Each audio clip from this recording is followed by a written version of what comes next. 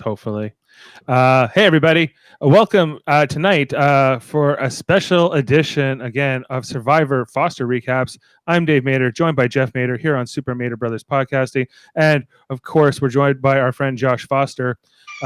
We are going through different seasons of Survivor as Josh has been binge watching the different seasons, getting a subscription on onto one of the services there. So with all the goodies that come with that.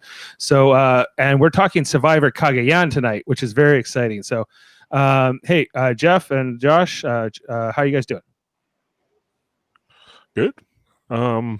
Excited to talk about probably the best season of, especially the first newbie season of Survivor, I would say.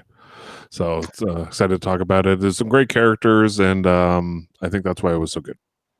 Oh, I'm fired up. Thanks for having me back, boys. It was a blast last time. A lot of great points, a lot of great stuff to go through. You know, we're gonna dive right into it, obviously. But like Jeff said, holy crap! Like, you know, go from, you know, Millennials versus Gen X, you know, in this recap Foster, if you will, realm, and you go to Cagayan, which is a totally new cast as well, and it's like, you know, so it's good that I watched that one before this one, because I would have really dropped the ball and really been not great. But here we are. And here we are. Yeah, like this is I'm excited to talk about this season. As mentioned, like it's one of the better ones. But I remember the lead up to this season. This was from season 29, which is around 2014 it released. It means it was filmed around 2013.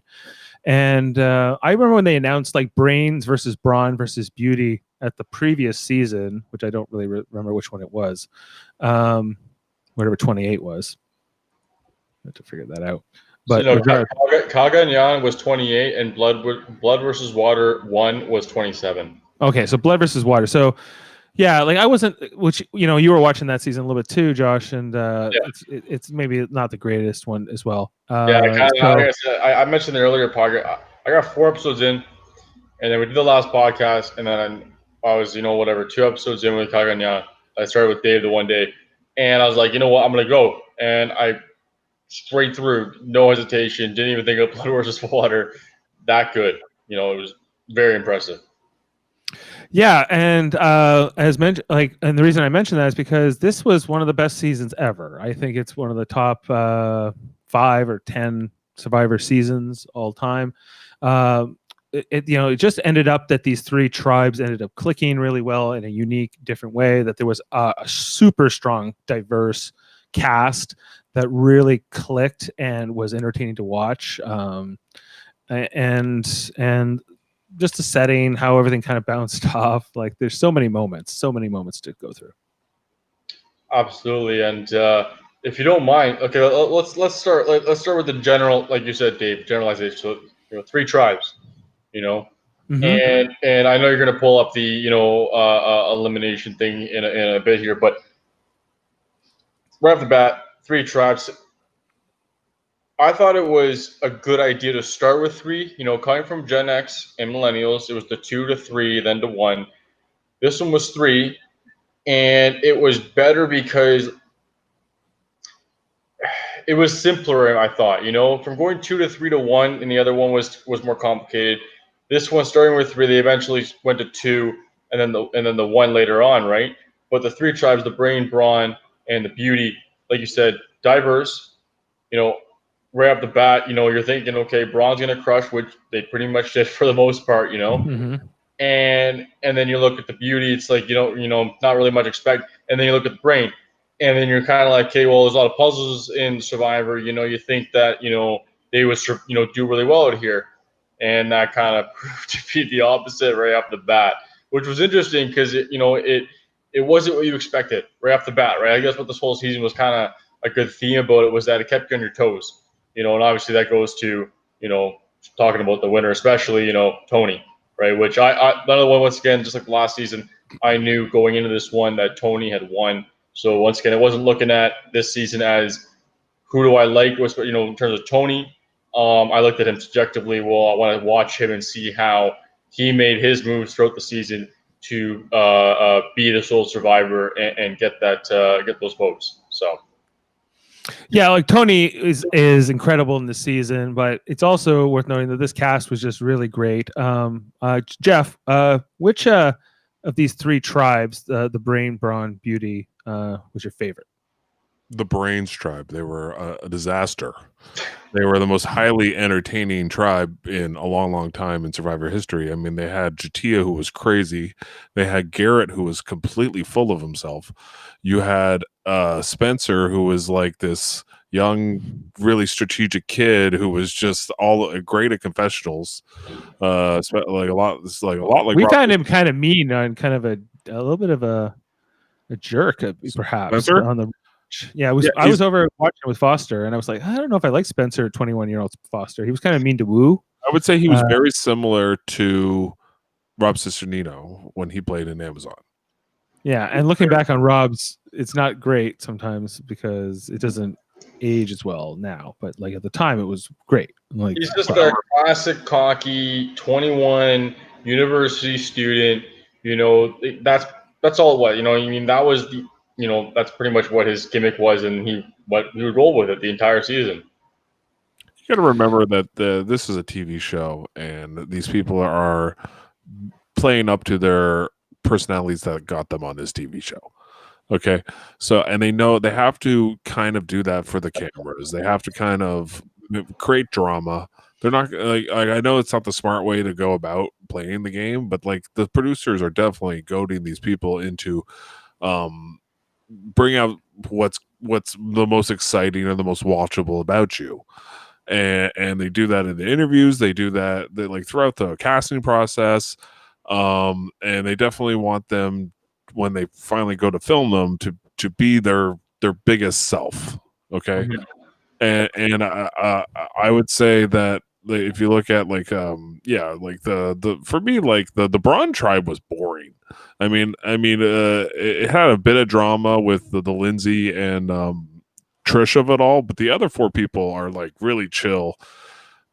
Straight. You got Sarah, you got Woo, you got Tony, Cliff, and you have here's my biggest problem. I don't like it when, and this happened, I think it was the first season I ever watched was Nicaragua, and it happened there too. I don't like it when you bring in this superstar, athlete that's played, like so Cliff was, played a ton of NBA games, back in the 90s and whatnot, and early in 2000s, and once again, in my mind, it's like you're there to be sole survivor, but on top of that, you're there for $1 million life-changing money, right? And it doesn't seem like that spot should have gone to someone else. It just doesn't seem like a good use of, like, in my opinion, he wasn't a great player to begin with. Like it wasn't like so. It wasn't great at professionals. He wasn't. He was just that. Look at me. I'm. I stick like a sore thumb because I'm. A giant amongst these people as a ex NBA player, right? But he didn't bring anything to show. I don't like when they do that because the reason he they was going to get him out because why would you give him the money, right? He doesn't need the money, so why is he even there in the first place?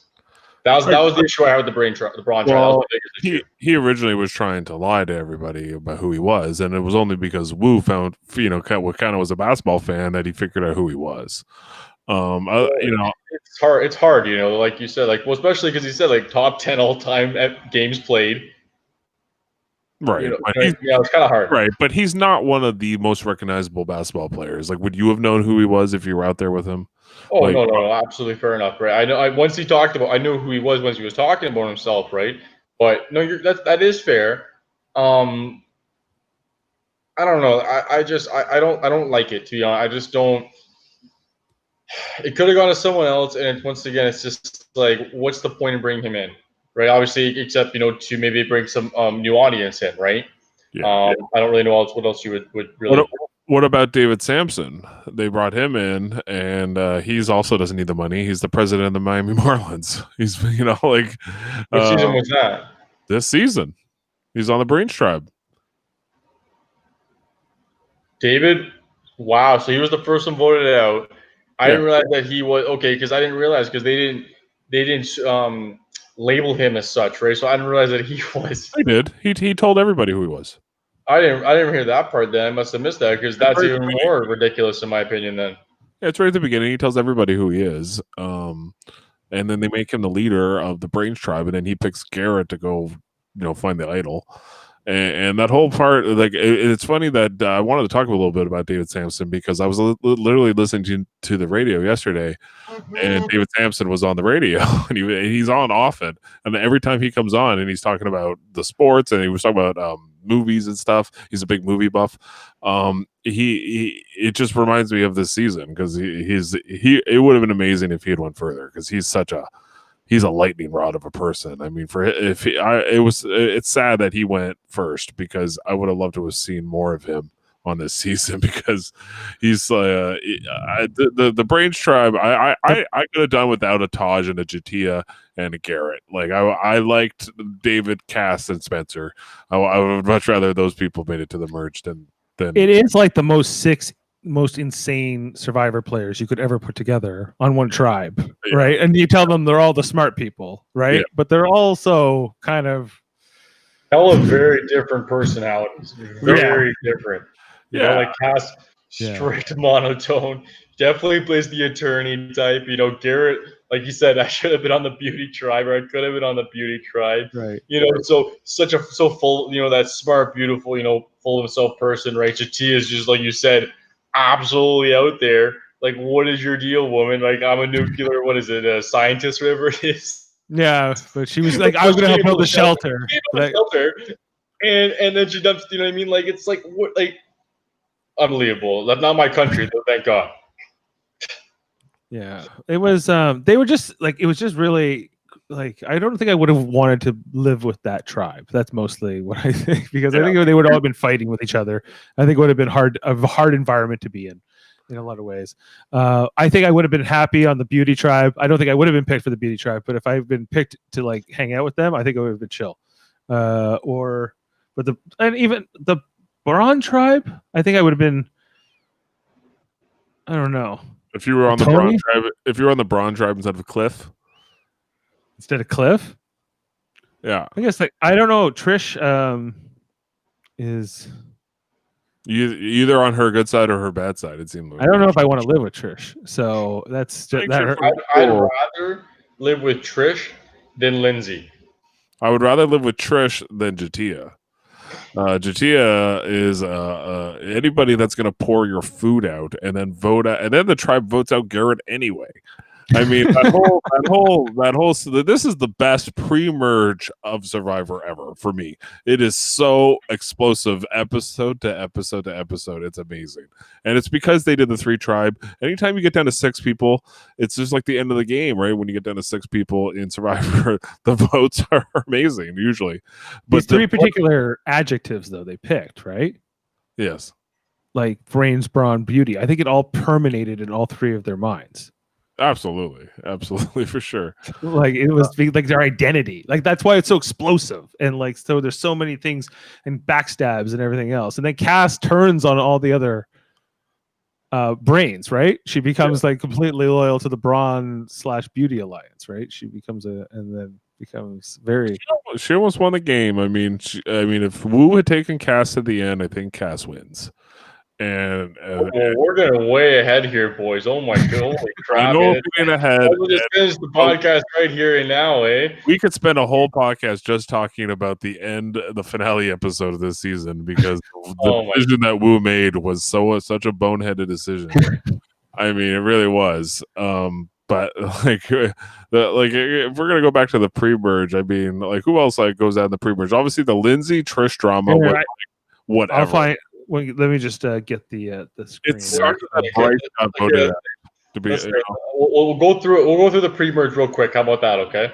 And because I know the merge, there was a few good points to the pre-merge, but you know, when it hit like the merge, like the 2 team, that was even good too, in my opinion. Right? It wasn't as good as the merge, but it did speed it up a little bit quicker in terms of the process. But you know, right? Like, first of all, right, real quick. The fake vote out at the beginning, right, was hilarious. I thought that was because it was Trish, it was Morgan, and Garrett? Sorry? Garrett? Was it Garrett? Yeah, it was. It was Garrett. Yeah, Garrett. David, in confessional right away, was like, he's a threat rapper, right?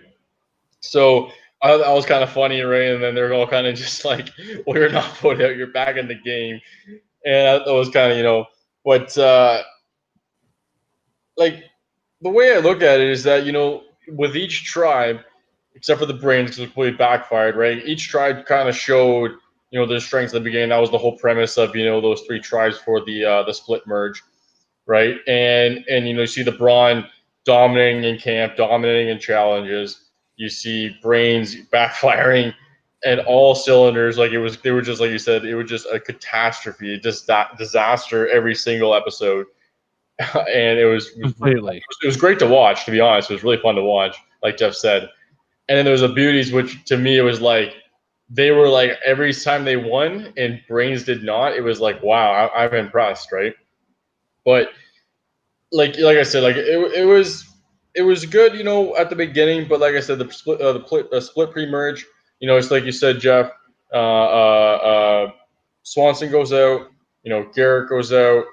Bryce goes out. Bryce just talked. I guess I don't. What else can you say? Really say I it? like Bryce. I thought Bryce was a good player. He just kind of got knocked out. He's the first one voted out of the beauty. Yeah. Another thing, right? It's just I think just how it kind of fell, right? And then you got what? So the next one is Jatia, right for the pre-merge, right? Yes. And that was kind of a no-brainer. Obviously, you think that she would go before Garrett. Maybe if she went before Garrett, they would have won the freaking challenge, and they wouldn't have had 3 losses before the split merge, right? But whatever. There wasn't really too much. I think the best part. Let's see here. 1 second here. I think the best part of that split up the 3 tribes was when the the beauties was arguing about the chicken and the egg, right? And it was just the epitome of being a beauty, right? Like just just not the wheels aren't turning. You're not too sure. You don't even know what you're saying. Your sentences don't make any sense. That was, in my opinion, really like And the other thing, and sorry, that was the only really thing that I think was pre-split merge funny, I guess, or I don't know. Why did Cliff get voted out? Cliff got voted out. The same reason why the Bronze tried to throw the challenge and the Brain still lost. Like they didn't want him around because Lindsay was so close to him, and Tony viewed him as a threat, right? And I remember Wu, he wanted him to keep around because it was Cliff, his basketball hero. And at the end of the day, Tony, it was the start of Tony getting what he wants, right? Right. And then when Cliff left, and then Lindsay and Trish go at it, right? Oh my goodness! I think Lindsay goes next, right? I think he knew Tony and Sarah. I think both knew they had to get rid of Cliff because he's an alpha dog, and they knew that they couldn't have an alpha dog around them. You can't start aligning with somebody like that because they want to be that person.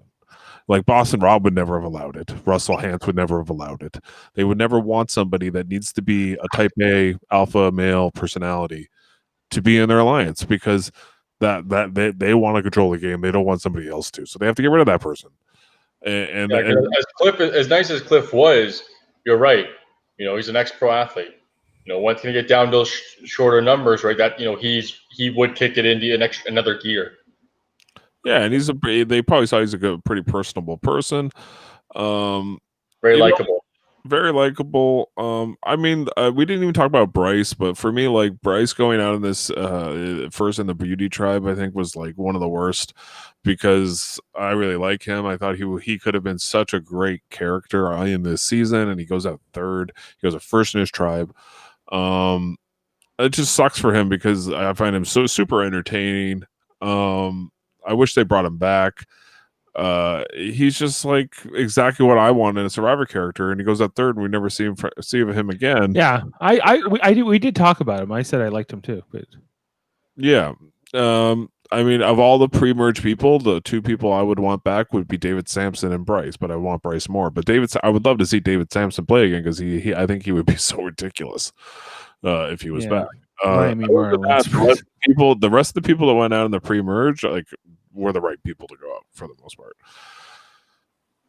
There's like a lot of celebrity types in this, but then there's a lot of just like average If you notice in this cast too, that there's not a lot of super young people. I mean, there's basically it's Jeffra, Morgan, and Spencer are like the really young people. The rest of them are like pretty like middle aged or in their 30s or late 20s. You know, there's only a few young people, and I enjoy that. I think that's the recipe for success in Survivor. I don't want to watch a bunch of 23-year-olds like Big Brother get in there, and it's just not it's not as exciting. You want more seasoned people in a game like this, for me. Yeah. Okay, so we talked about Cliff. Lindsay goes out just because she was attached to Cliff. I got beat. I got to talk this out. Okay, I'm okay.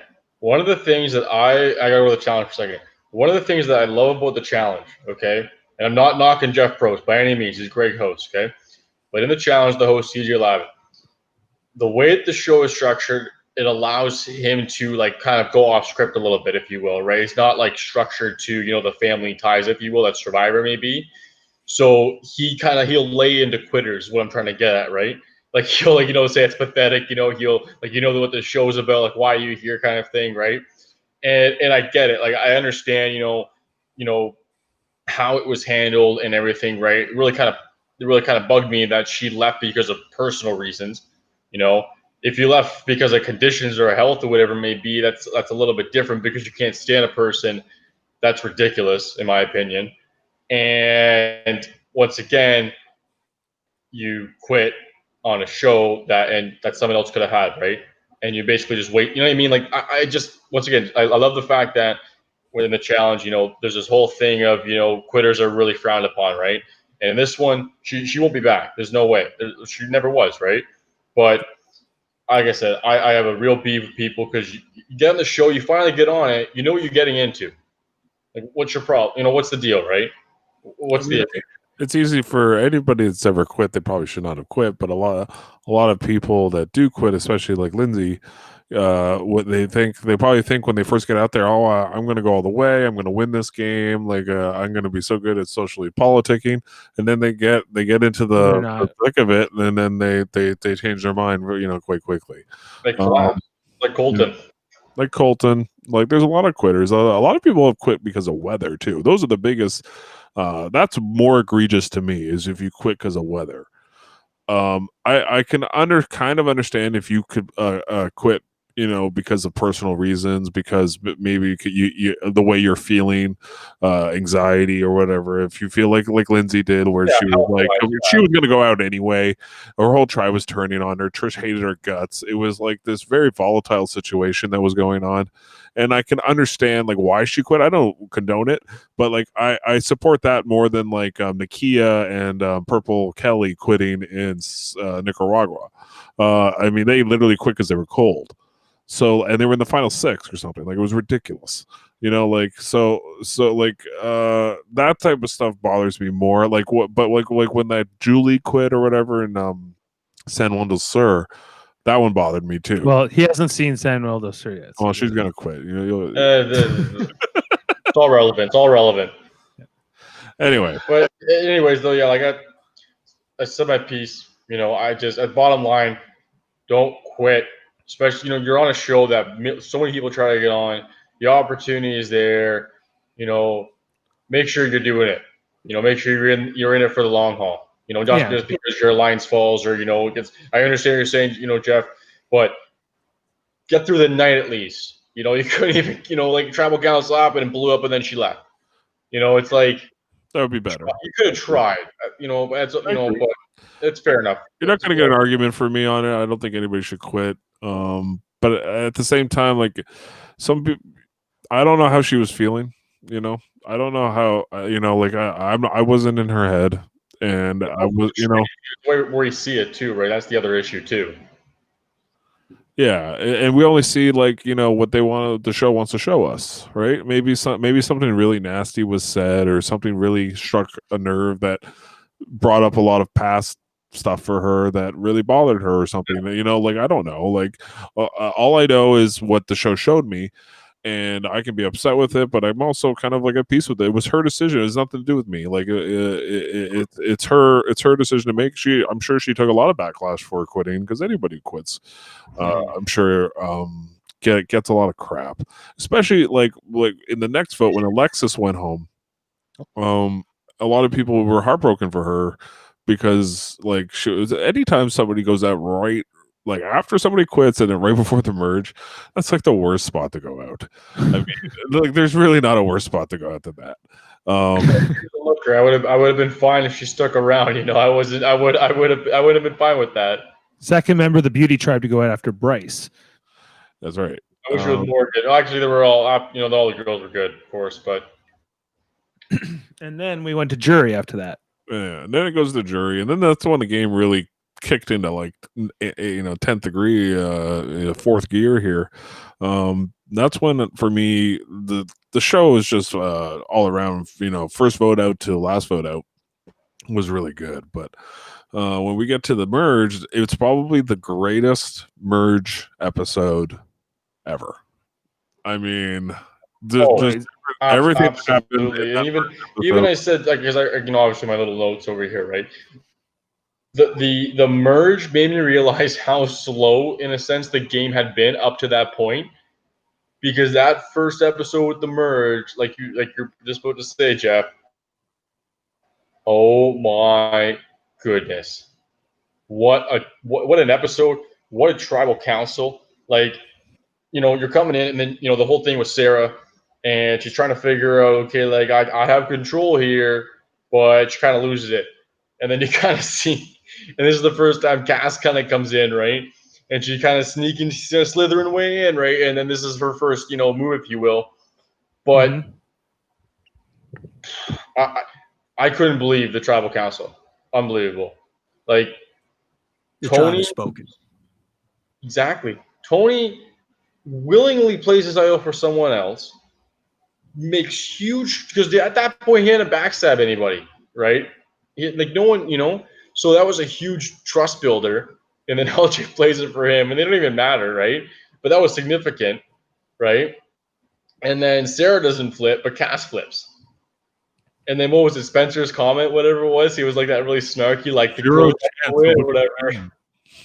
Zero chance winning the game. Yeah, it's just like. Yeah, this is where you realize how much of a snot Spencer really is, and like he's kind of like this funny thing, and then they go so far together, right? And then you look back at that comment, and it's just like, buddy.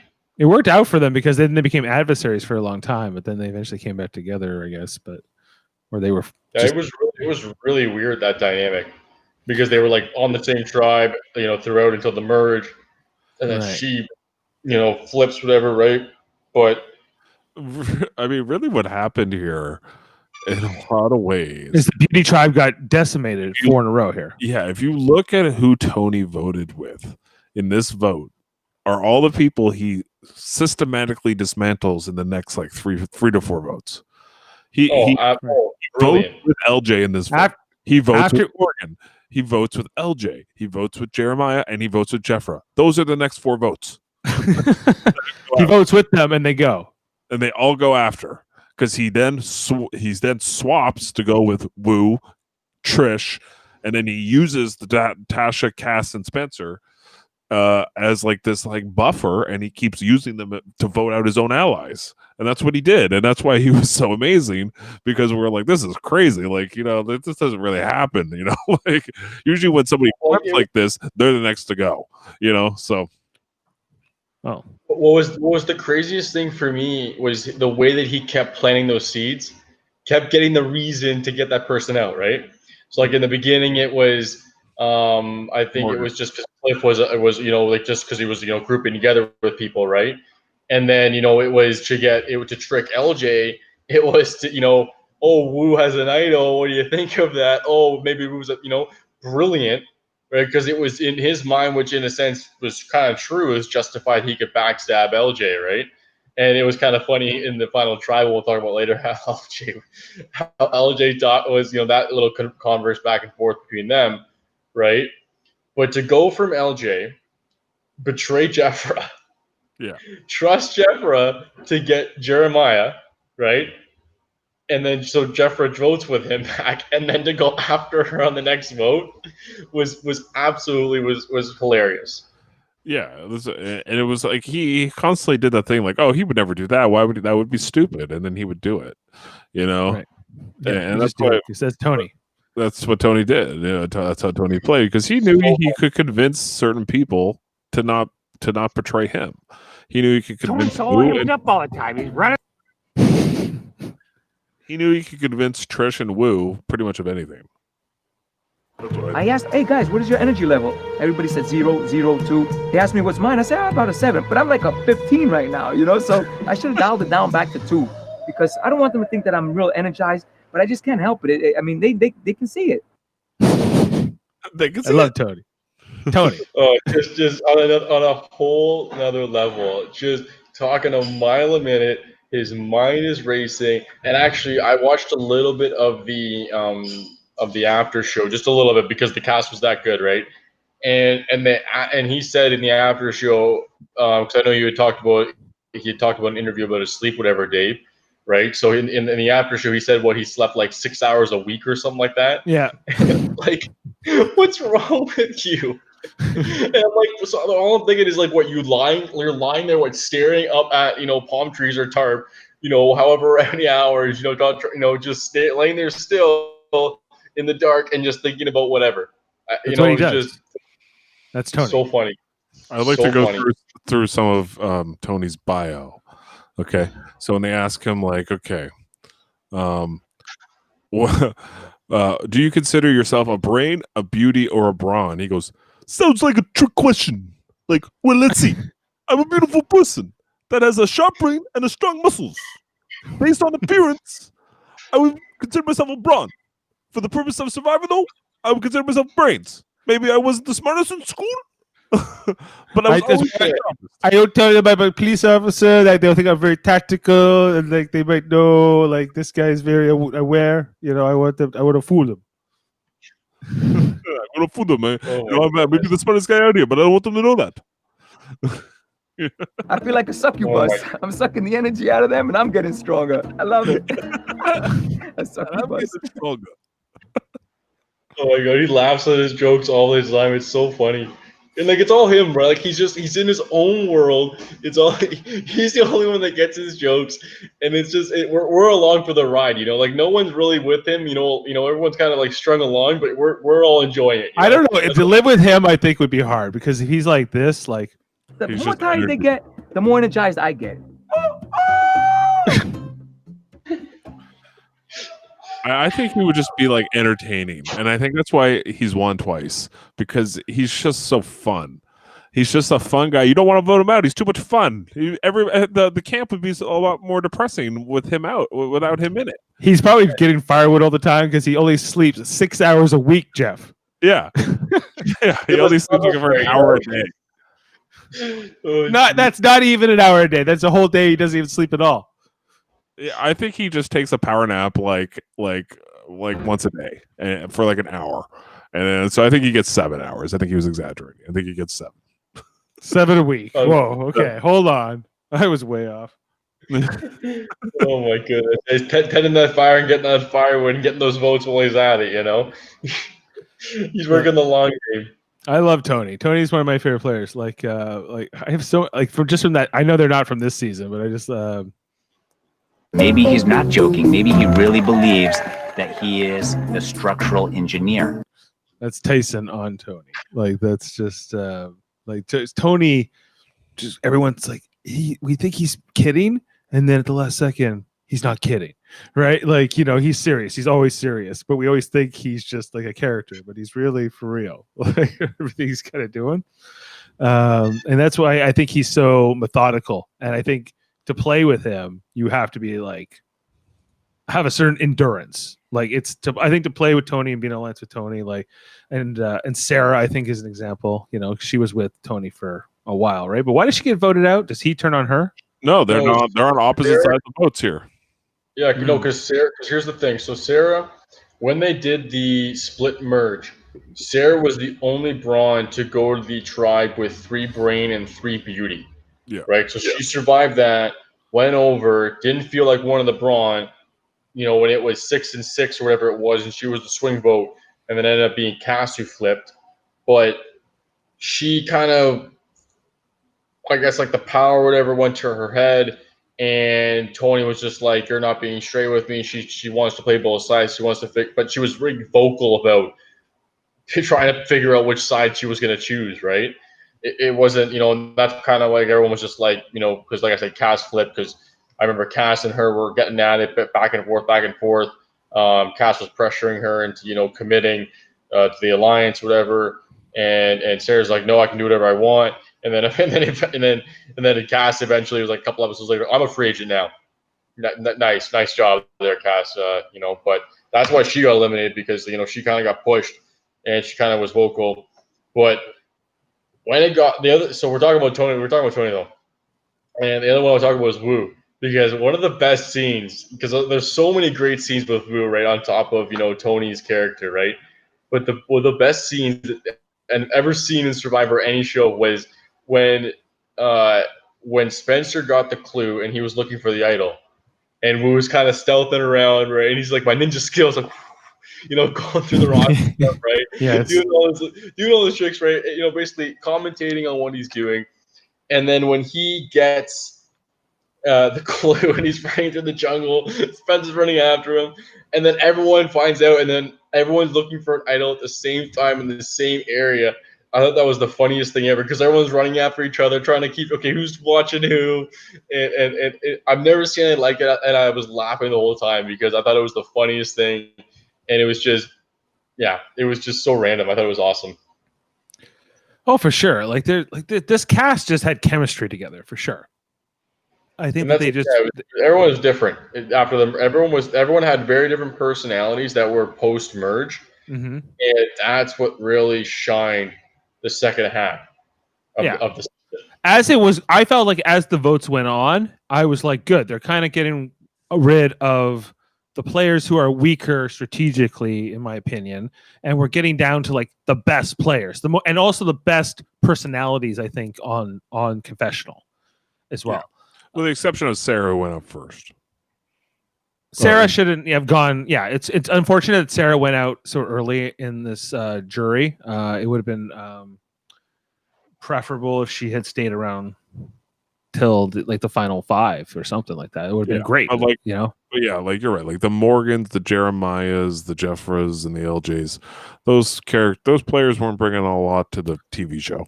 The rest Jeffra, I like Tasha, but I wasn't necessarily rooting for Tasha to win the whole thing.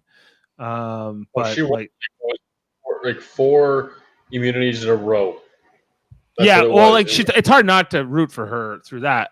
But it's I guess I was like, by the end I was very invested in Tony and Wu, I guess, and Spencer even. There's a few players I was just more even Cass and more invested in than Tasha.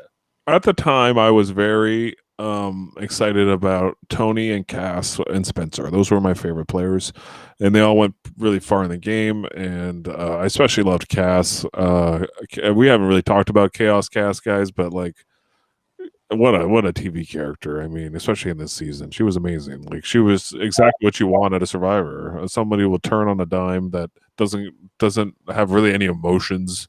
Like, that's exactly what I want out of Survivor. I agree. In terms of a Survivor player, yes, but in terms of just her and her whiny voice and everything, gameplay was great. Don't get me wrong, Jack. Right, but she is really annoying, and I really love when Trish was like, "Don't play. You're playing the victim. You're playing that smirk on your face." Right. That's what bugged me, is just her arrogance, right? But in terms of the type of player she was, the way she was flipping, the way she kept surviving, right, was very impressive, for sure. Yeah, absolutely. She like very much like Tony was able to figure out a kind of a hack in the game, which is bury your reputation so bad that nobody wants to vote you out. And a lot of players have done this, but Cass especially did it well, where she completely sewered her alliance when she didn't need to in that merge vote that we're talking about with Sarah, where Mhm. Spencer says 0 chance of winning the game. She basically knew right at that moment that everybody was going to then not look at her as a threat, because now she's like, oh, well, she can't win the game. Spencer just said it, right? So that really has an effect on how people choose to vote out who next, like who you're going to vote at next. No, you want to bring Cass to the end because, like, obviously Spencer doesn't like her, and he's going to have a huge effect when he's on the jury, or if he's on the jury. Right, and then that makes Spencer more of a threat. Like, you're right, like you, Dave, where you said it was just like creates more like his arrogance. Like, he never should have said that. He should have let Cass die on that hill, and stayed silent. He shouldn't have said anything. No, but he was very reactive, right? And he was very impulsive in that moment, and it kind of like, it helped her for a long time. So she should be happy about it. Really, I hope she is. She almost won the game because of it. I mean, Wu takes Cass to the end. I firmly believe that Cass would have won. So Really? Wu loses no matter what, you think? I think personally. No, I think that because if because like I said, I didn't watch the whole reunion, but they asked that question: if Wu had taken Tash to the end, and from my understanding, they would have voted Wu. I know, but I don't believe that. And I think, but that's the other issue too, right? Is that you're saying at the reunion, right? Or how about how did you actually feel when the season actually ended, right? When you were filming it, it's tough to say, right? Because it's also, they were very much thinking about the bonehead decision he made to take Tony to the end. They were very reactive into that decision. Say he makes the right decision, now all of a sudden they have to decide between Wu and Cass. And now, are you going to reward that one decision that Wu made, or are you going to reward the whole game that Cass played? Because Cass really played a much better game than Wu, in my opinion.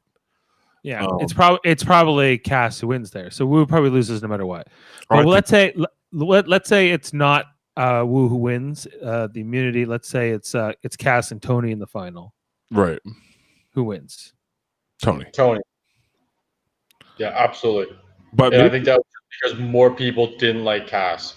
Yeah. Regardless of all the crap Tony said, like, he got grilled, absolutely grilled at final tribal, right? Up until Spencer, where he completely just, in my opinion, flips the jury vote, right?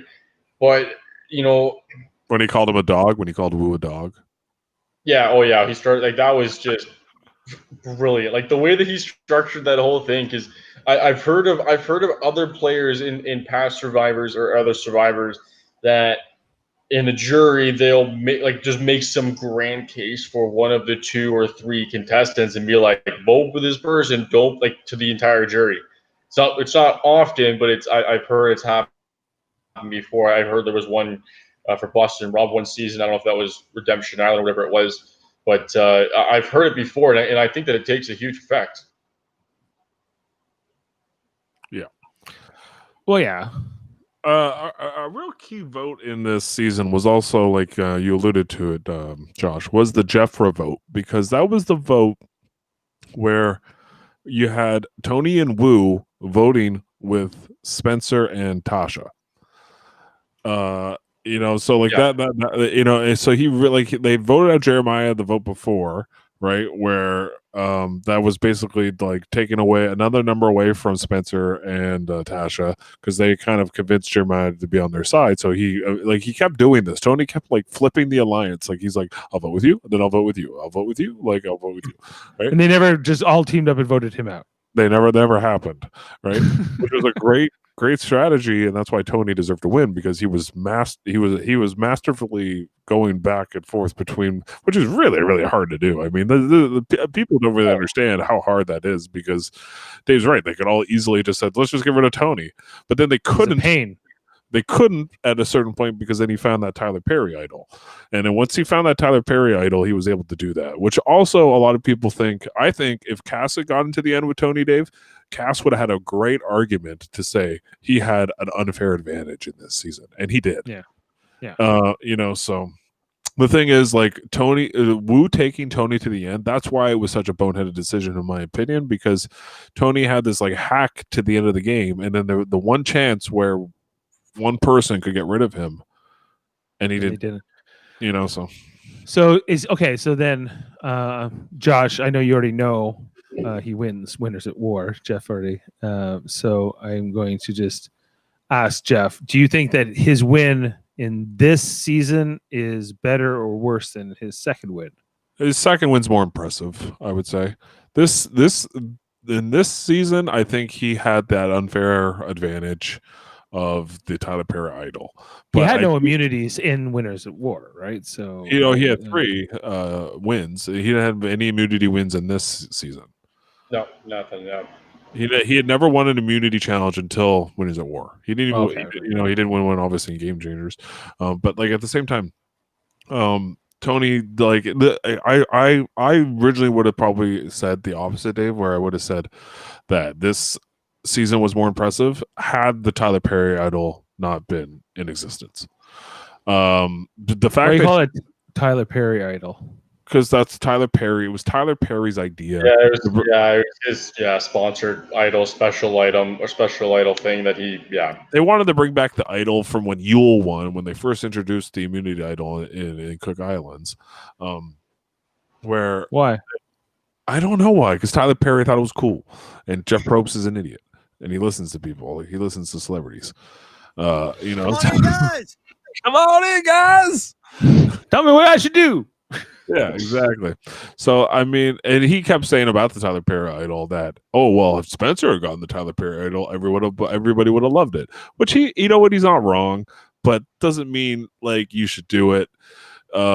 You know what I mean? Like it's unfortunate, I guess he would say. Both went to Tony, but that's what happened. Yeah, both seasons. I mean, it almost bit him in the ass in Winners at War with the whole, Edge of Extinction twist, because that's kind of the Tyler Perry idol idea kind of going on in You Can Come Back in Winners at War. So like the fact that he was able to survive both of those twists. Now he was on the good side of the Tyler Perry idol, but in the Winners at War when he had the Edge of Extinction, he was able to survive both of them right to the end, and both of them he did not win the final immunity. Now, this is a thing with me in Survivor.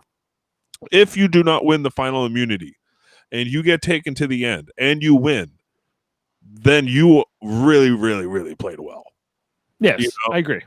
Winning the final immunity, if you make the wrong decision like Wu did in this season, really, really sours me on your ability to read the game. Because if you've gotten that many days out there, 38 days, and you have one decision to make, right? And it's who I'm going to sit beside to win the game, and you make the wrong decision, and it's really clear that you made the wrong decision, you so deserve to lose. Well, he even said it. He said, like, one or two episodes before, he said, I'd be the stupidest player if I took Tony to the end.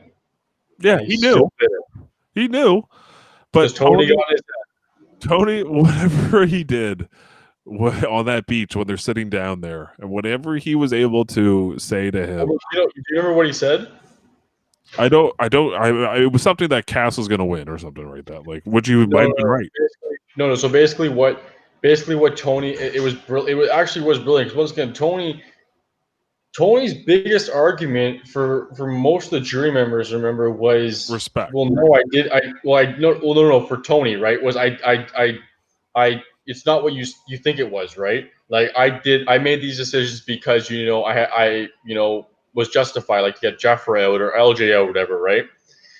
With Wu, Tony recognized that his only gameplay was his respect, honor, loyalty, like that kind of stuff, right? That was his game, right? That was Wu's game, outside of the immunity wins. And so Tony had said to Wu, basically, if you don't take me to the end, your entire case for the jury goes out the window. Like you don't have any case to win this game. And Cass gets it, right? But Tony, because very smart, knows this is gonna happen, says to Wu, but if you take me, everyone's gonna see that your gameplay, the way that you are, still intact, right? And then we can battle it out in the end. Yeah, Spencer's very clear to him about that point.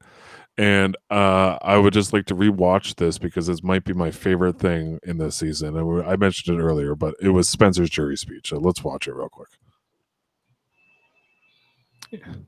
Your mic's distorted a little bit, so we'll see how this goes. I'll fix it 1 second. When I look at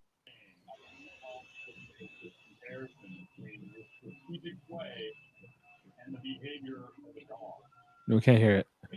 Can't hear it? Turn it up. Is that better? Oh, No. The LJ vote, the Jeff broke blindside, even in It's distorted.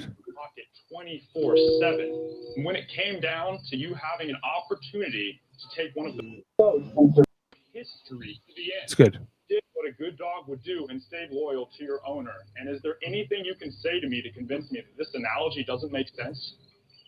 For someone like you who's been a student of the game, someone who appreciates the game, can you respect me if I took a GOAT like Cass to the finals? Yes. As a student of the game, I would expect you to take a GOAT to the finals. But for me, I'm a different student, I guess. I wanted to GOAT. Way to turn it around. Tony, I don't need to ask you any questions. I need to talk to you all. Love him or hate him, Tony played his ass off out here. Wu tries to excuse his passive play on not having idols and Tony finding 3 idols. Why do you think Tony found 3 idols? It's because he looked more than everyone else combined. Tony was behind every great strategic decision. He blinded his alliance to what was going on around them in the game, like a puppet master. He took a slew of ghosts deep, put some on the jury. He took one to the end. Tony played with a ferocity this game very rarely does see. And so when you put pen to parchment tonight, vote for the only guy sitting there that actually played this game and played it in a way that honors it. Congratulations, you two. 39 days out here isn't easy. Thanks. Thanks, I mean, does it get any better than that? I mean, No, it was brilliant. Even Jeremiah's face at the end there says it brilliant. You're like, that's a great point. Let's not hate on him because he blindsided me. Let's really look at the fact that he played a brilliant game. And I have to say, the one thing that really bothers me about Survivor now is this stupid jury by committee final tribal council that they do. They lost the great thing that they had, which was this, where somebody would prepare a speech and just deliver it perfectly in a great monologue that you love it or hate it or whatever you want to say about it. It's entertaining. And for me, this whole jury by committee is kind of like, yeah, what did you say? Yeah, well, this is what I think. And yeah, no, it's just like, come on. Like, I don't want to, I just don't like it as much. I much prefer this. It took longer and it was, it's more concise now, but I much prefer, them to go up and say their piece, and that's what we got. We get it from Trish too. And Trish really rips into Tony. And really, I mean, really gives it to him in a great way, in a way that he deserved. I mean, he was swearing on his dead grandmother, everything he was doing. They were close. Yeah, exactly. Right. So I don't know. That for me is why this season's so great. It's because it honors the old game and brings in the new strategy and the new fast pace. Unlike any other season did. Yeah, I was just, overall, Turn down your speakers. Okay. Overall, it was just a much better season, obviously, than Millennials versus Gen X, as you both know, as I knew going into it. Like you said, the final tribal council, everyone before Spencer's, final tribal speech was, everyone was pretty much ripping into Tony. Can you hear me? Yeah, I can hear you. I'm just testing where the ringing's coming from. My mic's muted now. Yeah, it's from your side. It's Sounds like a beeping. Microwave? My side? yeah. Blow dryer. No, Blow it's dryer. oh, It's maybe very faint. I don't know how. Anyways, It must. I think it's just a certain frequency it's hitting. a frequency. Yeah, it's weird. that's Yeah, very odd. Anyways, as I was saying, up until Spencer's speech, everyone was pretty much grilling Tony, right? Which, like you said, which was great, Jeff, because everyone had said their final piece. Because everyone, especially that season, needed to say, like, you wanted as a viewer too to see them go off, right? You wanted them to say something, especially to Tony. That was the big one, right? And there was a few there where it was good. Jeff Rose was great because it seemed like she was rattling Tony like crazy. It was so funny. Like you never see Tony because Tony always talks so fast, but he was like stuttering his words, right? And it's really funny to see that kind of the beauty girl kind of just keep him on his toes. Yeah. And then you go to LJ, yeah. and then Tony completely flips it on him, and LJ pretty much leaves like, yeah, okay, I guess you're right, Tony. I guess I am wrong. Well, yeah. Trish. And Tony then says, Trish was so powerful. Tony says to Trish that she was the only person he regretted voting out. So everybody else he was like just going. He didn't care, right? And I was surprised Trish was voted out. he didn't want to vote her out. He only did because why did he vote Trish out? Because he was he threatened by her? He went with Wu to vote her out with Cass and Spencer. Yeah, but why Right? did he do that? Like, all right, so Trish voted for Cass in that vote. So Trish was trying to get Cass out instead. And I think the reason I guess Tony did that was because, like Spencer said, he wanted to bring more goats to the end. But I guess Spencer won immunity in that challenge, I'm guessing, because he got no votes. So it was either Trish or Cass, and I guess they thought, well, Trish is more liked. And that was probably the reason to get rid of her. I think that was the reason. Yeah, because Spencer won. I think Spencer won immunity, right? Yeah. And yeah, Spencer came back over Tony for immunity. Tony played his idol because that was the final time he could play it, and he was going to use a special idol before the fake next council. Which in that moment, as a viewer, I'm like, why wouldn't you save Trish?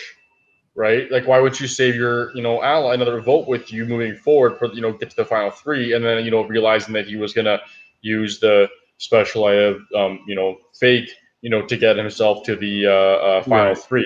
Right. I think like you're right. It had a lot to do with the Tyler Perry idol is why he did that. But also, like, when did they find out that it was a final two? They didn't. That's the thing. Like, so basically, here's the thing, right? Because like I was once again under the assumption it was a final three as well, but basically you were, as a viewer, I found out because Spencer knew. Spencer, as a fan, and at the time I thought he was actually lying to Tony, and he actually ended up being right. And essentially, he said that I remember him bringing Tony aside, and he was just like, "You remember how Jeff said this sentence of words or sequence of words?" And he's like, "But if he would have said this sequence, if there was a final three instead of a final two, right?" So I think it almost seemed as a viewer that Spencer was kind of just blowing smoke, and he was hoping that he could be saved another week, right? Because he got voted out final four, right? But then it ended up being, so he was actually right, and it was final two, right? So you found out through Spencer, but then you find out they end up tribal council when Jeff says we'll see you at the next immunity challenge.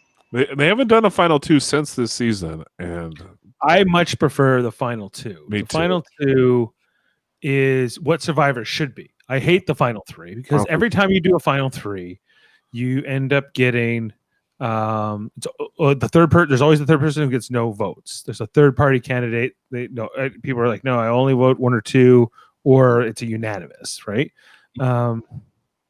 And with the two people, it's usually closer. yeah. Well, this one was. It also adds an extra suspense to it too, right? Because then you had the final three immunity challenge, which I thought this season was great. I love the turnstile challenge, right? Wu won it, obviously, right? And then and then you have like a single vote, and then you see if like you said before, right? Like if Wu makes a decision, one way or the other, right? Could it benefit him or not, right? As a viewer, we thought it was boneheaded, and it was, right? But like you said, like if you're a third, you're probably not going to get any votes unless you have like a best friend or a family member on the jury. What's the point of having you there? We would rather see another immunity challenge and all that intensity, an extra vote leading up to final tribal council. Yeah, surprising. Yeah, no, I wish they would bring it back. I guess the whole theory against the final two is that it's someone's going to bring a goat, like what they're mad at Wu for not doing, which is don't take the obvious player is going to beat you to the end. You'll take someone weaker, and then it's the producers want there to be the reason why the main reason they brought the final three in was because of Rob Cesternino, because Rob Cesternino was voted out at the final three, and he should have been in the final really in that season. And he was a big reason why they ended up bringing the final three in later, because they kept seeing a lot of the time the best player went out at 3 because they didn't win the final 3 immunity challenge, and then the other 2 obviously said, well, we can't bring this person, so they wanted to change that. But at the same time, just go back to a final 2 and continue the fire making thing. You know what I mean? That's what I think they should do. In Winners at War, they had 3, right? I would much rather if they done a final 2 in Winners at War. Yeah, would have been better for me. To me, that's more pure Survivor. I think final 2. I get the advantages of doing final 3. If anything, I just prefer if they alternated every other season. Do a final 3, do a final 2, or something like that. I just think that they both have a different play in the game. It's a kind of almost a different sport in some ways, just in terms of how the finals go. Yeah, well, because you get to use a person as a free vote all the way to the end, right? Because then you're you get to be final 3. You make final 3 alliances rather than a final 2 is a much harder alliance to make. You can only make it with one other person. A final 3, you can make it with not only 2 people, but you could make it with 3 different people, and then just cut the person to final 4. You know what I mean? It's a lot easier to navigate. Whereas the final 2 is a lot harder because then you have to really trust one other person. And it adds a lot more intensity to the game throughout the game. Not just so the surprise ending. That they didn't even know there was a final 2, right? Because if going into it, there's a final. It's a final 2. The stakes are a lot higher, and you're going to play harder.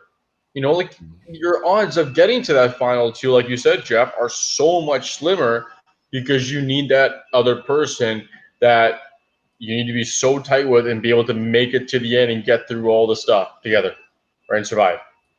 Yeah. And I like that this season is in Philippines. I like that it's kind of it doesn't look like Fiji. It doesn't look like just the generic island. I don't know. This season kind of has a little bit cooler feel to me. It reminds me of the older seasons, in a lot of ways. And I just wish they did that more. I enjoy it. Yeah, a lot more character. The rock faces at the Beauty Tribe. There was the waterfall at the Brain Tribe, whatever. Right, Yeah. You're right. It was just a better feel, Actually, the one thing I want to make a really funny point. So I called Dave the other day, and I remember Dave was eating dinner, and I said, Dave, I got a question for you. What happens to all the trees that get cleared out for the challenges, right? Because I'm watching these shows, and I'm because they do them all in the South Pacific, right? I'm do they just make all these new sites or whatever they do, right? Because you think that they're all in the similar locations, right? But anyways, that was a little funny side thing, right? No, I was I don't know what they do with the trees. I think they're dead, Foster. They threw them out. They cleared them out at the soccer field. I'm pretty sure the production of the show does a lot of terrible things to the communities and the islands that they go and use. I'm pretty sure. Yeah, they go a lot of these islands are given they're basically rented from the native tribes, but then they'll do what you said. Well, they'll go clear a whole bunch of forests, and then a whole bunch of wildlife will disappear from the island, and then they won't replant. Sorry, they won't replant anything, because I was hoping at least they do something like that. I'm not sure from what I've read, and I don't know. I'm not fully researched on this, but I especially in the earlier days of Survivor, that they would kind of they would be like not exactly respectful to the land that they were renting. Really? Yeah.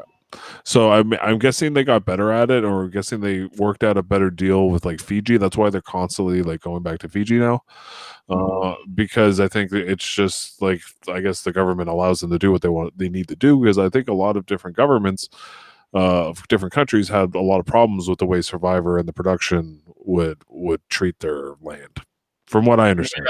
Yeah, you're gonna have, you know, and all those you know, setups and stuff, you know, because you would think that you'd reuse the same areas, right, within that same season, you know, but you know, as a viewer, you can't really tell by aerials and obviously new challenges, or whatever, right? Yeah.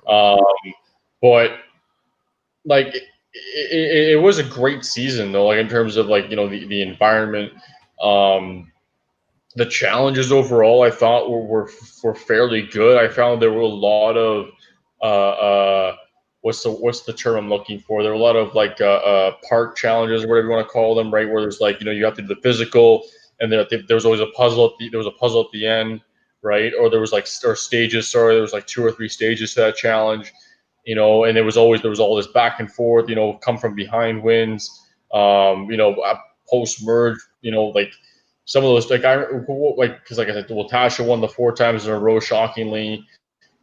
Spencer came from behind twice later on in the seat later on to get immunity. Cass won it at the final 4 before Spencer went out. You know, when it was the family one, right? So I thought it was just overall it seemed fairly strong. I enjoyed the majority. Like I said, the final challenge was great. I thought final immunity challenge was really cool.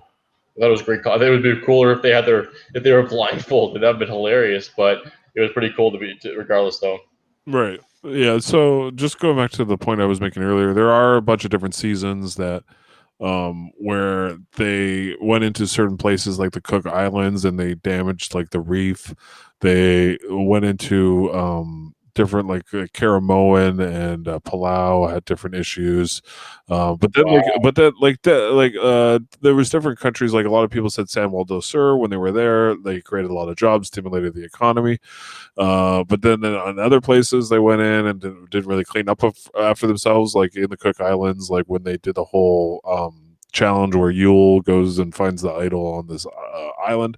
They didn't clean up after themselves, and then it affected the ecosystem of that island. So like different things like that Survivor's done. But it's not all bad. Some of it's really good, but But there's still 40 seasons, right? They're obviously doing something right. You know, like you always, you know, especially in the last one we were talking about, Dave, when we mentioned Amazon, right?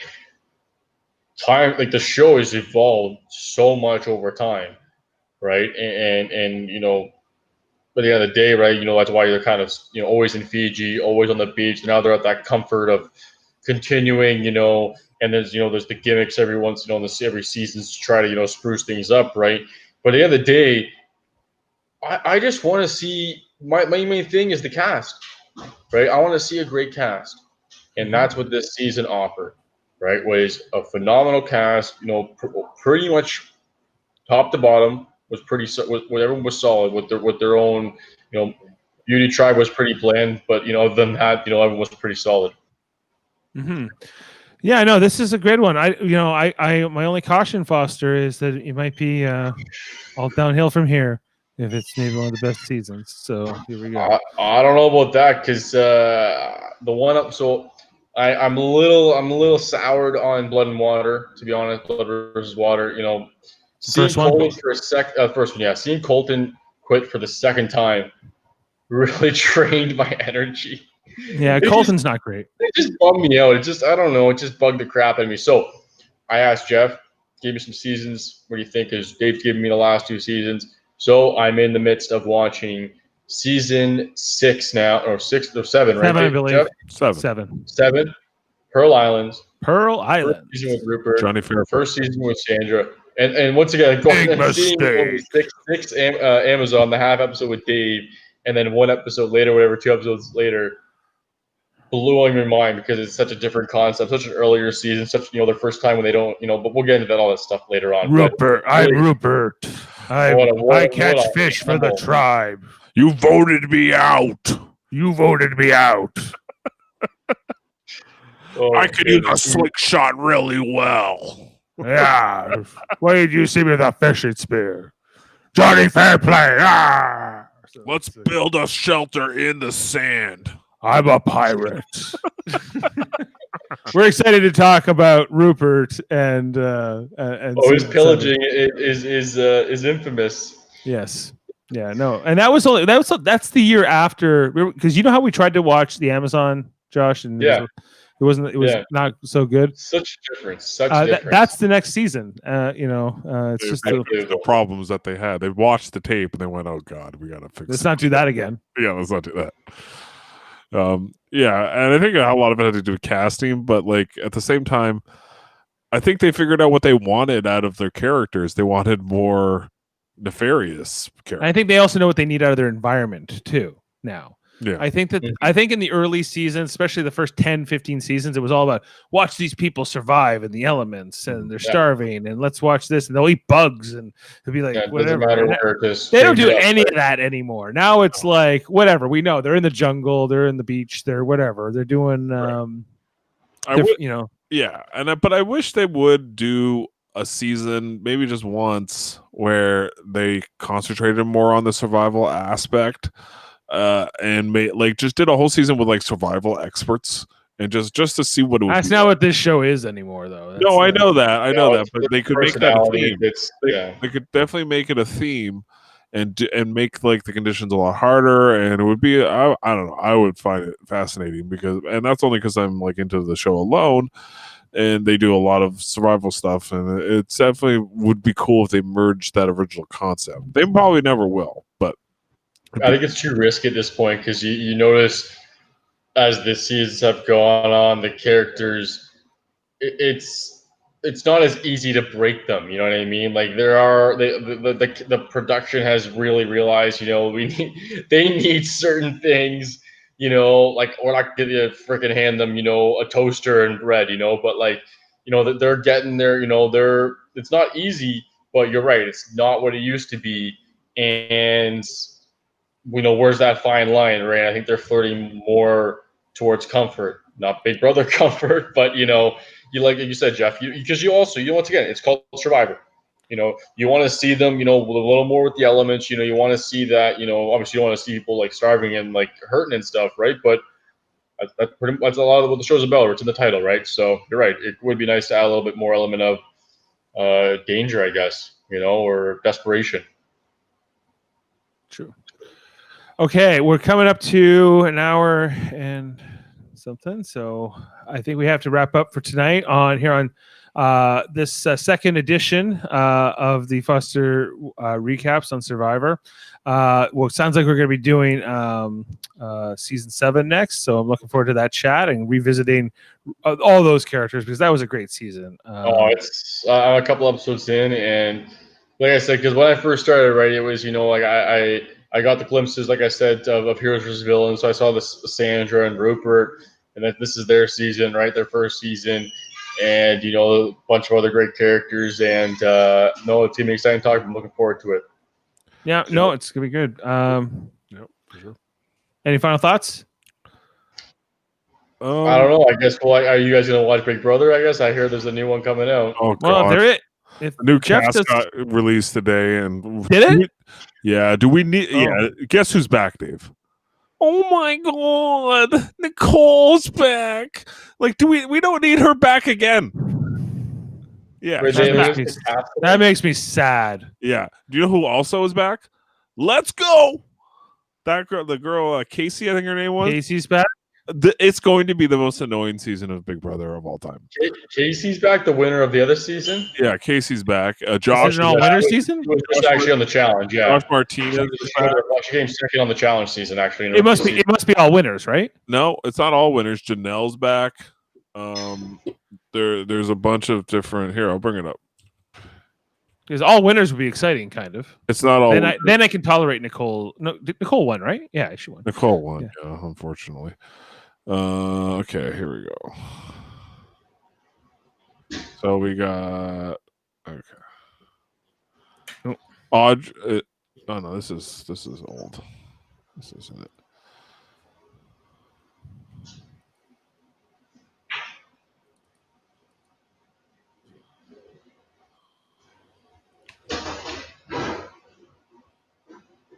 Where is that?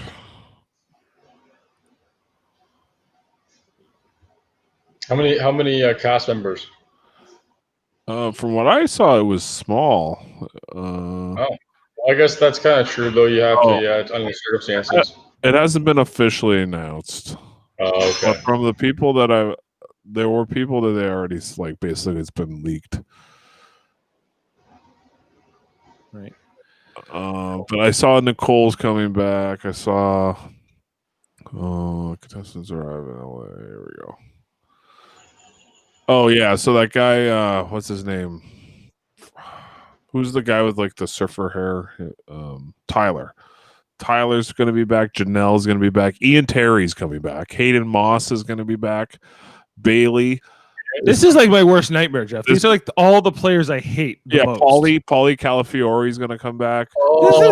This is the worst thing I've ever heard. He's terrible in the challenge. Putting the worst players in the history of the game. Maybe it's so bad it's going to be awesome because that's their plan. Just that was kind of like the original All Stars was kind of like this too. They just put everybody that everybody hated. Yeah, just like the most insane off their like rocker players. All you need is one character that hates everybody and is a great narrator. Like except for Nicole. Nicole's just boring. Like I don't want. They better vote her up first. She's just the worst. She's the worst. And her and Victor. I've had enough of her and Victor. Victor's on this season too. Oh my god. Oh, they're both on it. No, it's that's not who's. This is the only people we know so far is Josh Martinez, Danielle Donato, who's Evil Dick's daughter, which should be kind of cool to see her again. Paulie Calafiore, legacy of Evil Dick. Yeah, Paulie Calafiore, obviously. Nicole, Tyler Crispin, the guy who came second. Janelle, who was in that original All Stars season. Ian Terry. Hayden Moss, who was on Survivor, Blood versus Water, by the way, Josh. Yeah, he was actually my first season of Big Brother that I watched, actually. The Brigade back in the day.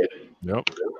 And then I don't even know why Bailey is coming back. I don't understand that one at all. Some of those people have been on the challenge, and I hate most of them. I'm sorry. I don't like Josh. These are all like professional reality / appearance people. Like they're all just... No, that's what they are now. Paulie, that's literally what Paulie is. Paulie is 100% about the likes and followers, and yeah. I heard Frankie Grande is also rumored to be on the show. So, Jeff, this is terrible. This is terrible. Great news, but like this is terrible. This better be true. This is so bad. It better be true. All they need is like freaking,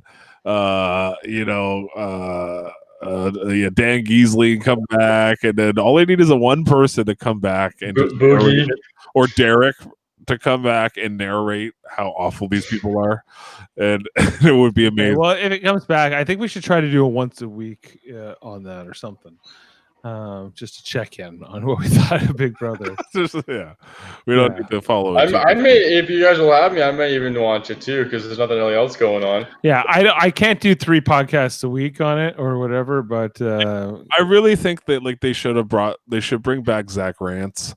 And he would be amazing if they brought him back with all these crazy people. I love Zach Rance, or bring back Amanda. Or Amanda. If they brought back either of those people and really had then I would love that all these crazy people were in the house, because all we need is one narrator that hates these people as much as we do, and it would be fantastic. Let's throw what's his name? Johnny. Who am I thinking of? Johnny Mac. Johnny Mac. Right? Johnny Mac. Throw Johnny Mac into that house or something. Yeah. That'd be fun. Yeah, that would be fun. But if it's just everybody we hate, it's just going to be like, fuck. I can't wait for Frankie Grande to bring in Ariana Grande for some kind of a live remote. He's going to do an interpretive dance in front of. We have to have a Frankie Grande soundboard. There's so many. It would just be so great if they brought Zach Brantz back into this season, because the reason why the original All-Star season of Big Brother is so great is because Dr. Will was so fantastic on that All-Star season. And Zach Brantz is a huge Dr. Will fan, and I think he would just be exactly what we need. But yeah, I mean, I hope it's good, but man, it's I don't have high hopes, just mainly because Nicole's back. Like, we don't need to see her again. We've seen her 3 times. Stop it. Yeah, no, I'm done. I was done with Nicole after the first time. Like, I didn't like her the first time. Then they brought her back a second time. Now this is a third time, and then there was episodes where she would just come in like randomly into the season. She'd be a host. She'd be a host. I don't like her. I don't know whose friend she is, but it's annoying that they keep bringing her into it. Anyway, Survivor. I forgot. I was so disheartened by this news, Jeff. I had to sit here and kind of contemplate on it for a second. Well, what else is there to say? There's nothing to say other than it might suck royally. Yeah. Okay. I don't know. I'm interested to see what they do with the new Survivor season. Will they do it? Because Jeff Probst says they're committed to doing it, and I'm wondering if they're going to do one in the continental United States, or like I wonder if they'll do that, or maybe they'll just test somebody and then they go back out to Fiji and they'll test everybody, and then that would make sense too. Like, why can't you just, like, you're on an island, like it seemed like the easiest show to do during COVID. Well, like you once again, you have your constriction of your production, the cast. That's it. You wouldn't have the production. It's not the cast, right? But you get all the cast onto the island. You test everybody. I think you'd be all right. That's what I'm saying. Like, make sure everyone's good, because that's their bubble. I think just having air travel and a lot of supplies not available, and it just changes the it might be a circumstances more than you think. Maybe, I don't know. I'm speculating. I don't really know. I'm just guessing. But yeah, the only thing is, like, you probably may not be able to send them back right away. If they get voted out. Yeah, if there's a medical emergency, there's probably like complications. Yeah. There's probably like insurance issues. Anyway, so we'll be back in a couple of days, whatever, to talk about the next season. So give me some time. give them some time. Also, join us here on Sunday morning for our next edition of Star Trek Radio Theater, starring some people you should know. We're going to be doing an episode of Deep Space Nine called Move Along Home, starring Michael Chan as Commander Benjamin Sisko and others, United Neil McEwen as Kira Nerys. And I'm going to be playing Quark. Jeff's going to be playing Dr. Bashir. My wife's playing Dax and Lieutenant Primin. And we got Kevin Millard playing the great Alan Moraine himself, Fallow. So yeah, I heard he was typecasted. He was typecasted because they look alike, right? There's a bit of a the pictures. That mustache says it all. Yeah, they have. Yeah, we're like, well, Kevin, you have to be that guy for Halloween now. It's like, totally just a mustache. It's just a game. Yeah, so check that out on Sunday morning, and on Sunday afternoon we're going to be doing trivial debates. Jeff's hosting. We got Jeff, who's competing? Jody. We got Chris Seymour. And we're going to have Jameel Robinson. So we got some. That's gonna be a fun one. Jeff, I forget all the questions, but it's good. We have it posted up on our Facebook page and YouTube, and you can check that out. I've only got Jody's answers. I haven't got anybody else. Oh, that's do you send them directly to those guys? Oh no, I thought you were going to. I'll send them.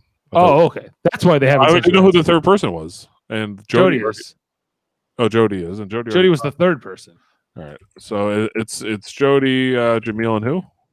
And Chris. Okay. All right, I'll send them. It's okay. Don't tell them. Well, you should just send it to Chris and Jameel, because Jody already has the answers in. Yeah, I will. Yeah. Okay. All right. And so on Tuesdays it's Deep Space Nine. Thursdays it's also original series rewatches. So check all that out, and we'll